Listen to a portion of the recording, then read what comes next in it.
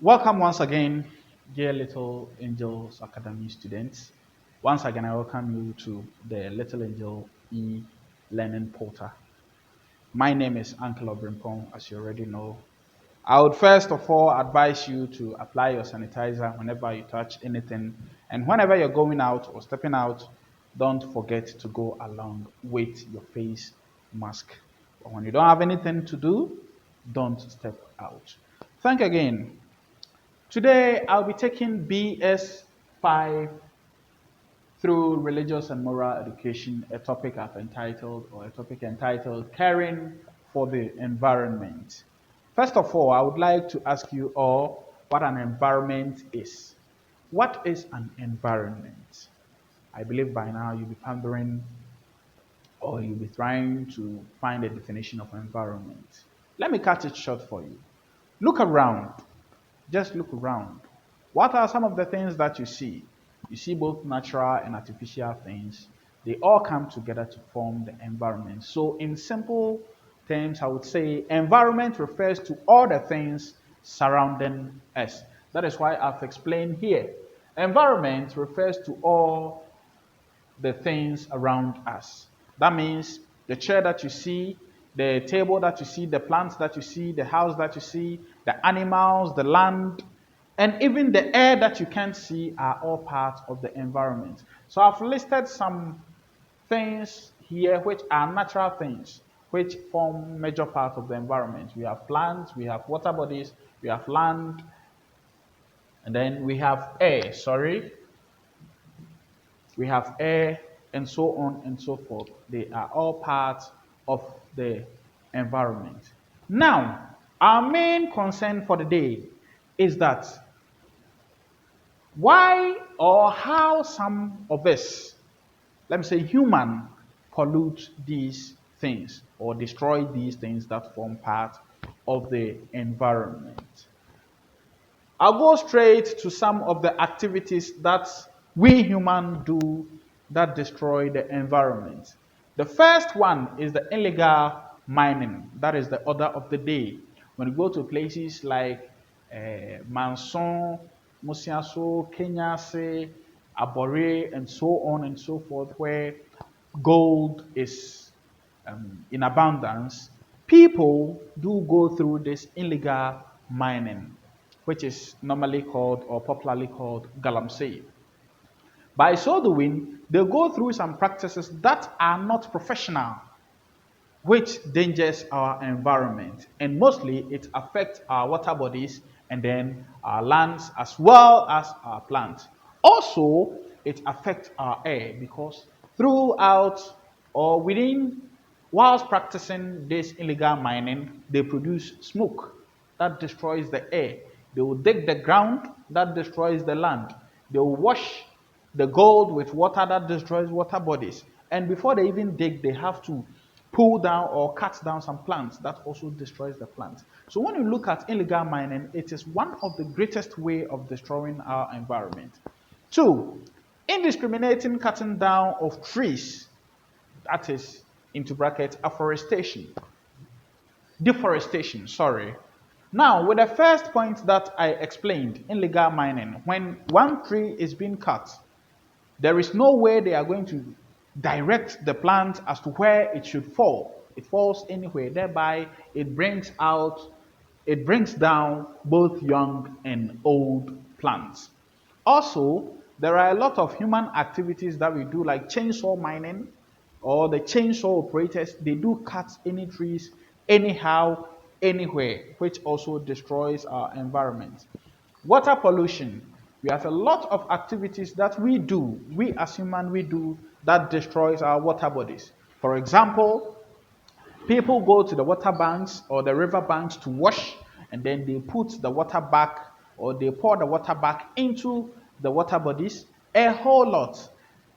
Factories or companies, they also release their let me say the chemicals that they use, they release some of them into our water bodies, thereby destroying our water bodies. Air pollution, smoke that are being generated from factories, old cars, they all destroy our air. and especially the one that you also know. I believe you are thinking, right? What your brother did the last time that you were doing, it is also a way of polluting the air. Then improper disposal of waste. Yes, we've also spoke. I've also spoken about that one earlier on, but let me chip something in here a bit. For example, you are in the house, you've your parents have finished preparing the food, the waste, instead of you to dispose it properly or putting it in the dustbin so that when these people, the Zoom Lion or those who come around with a boboya to take our rubbish comes, you dispose it properly. No, you go and just drop it anywhere and then it will serve as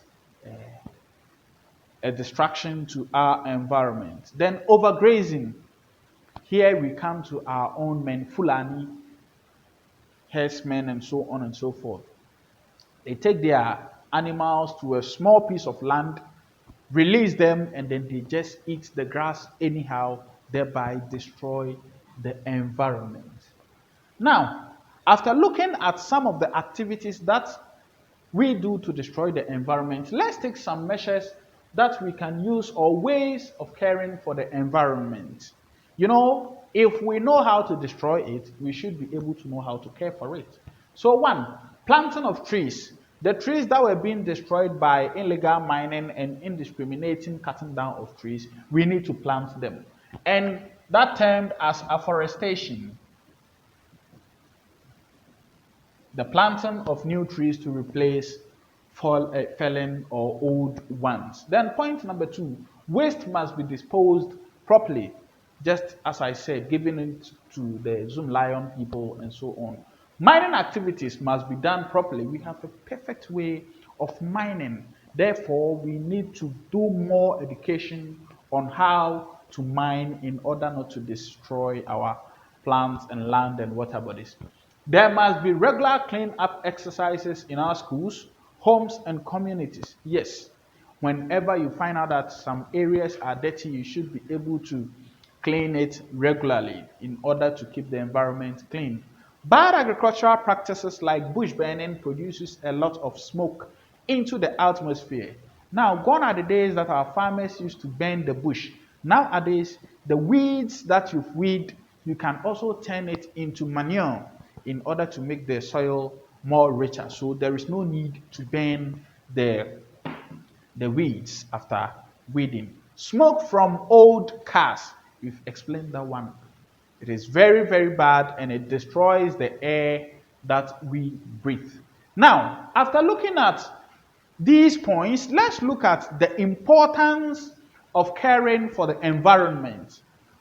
I'll first look at this point. It helps to prevent flood.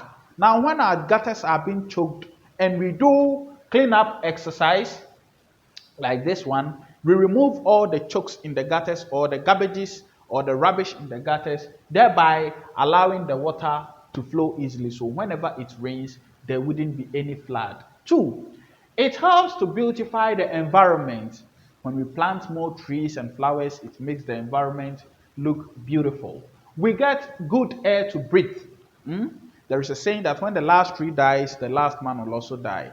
In other words, when the last man dies, the last tree will also die. So we also need the plants for survival.